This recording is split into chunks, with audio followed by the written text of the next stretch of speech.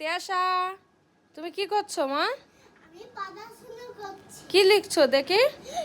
1 থেকে 3000 পর্যন্ত লিখছে। আবার বলো 3000।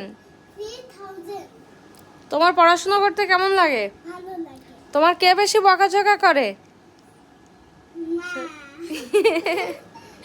আর বাবা কি করে?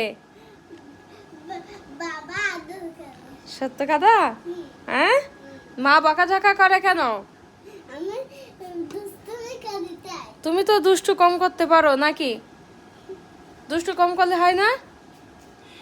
তো দুষ্টুমি আমি তো কম করি। কে বেশি করে তাহলে? বুনু। আচ্ছা, লেখো লেখো, সুন্দর করে লিখবা।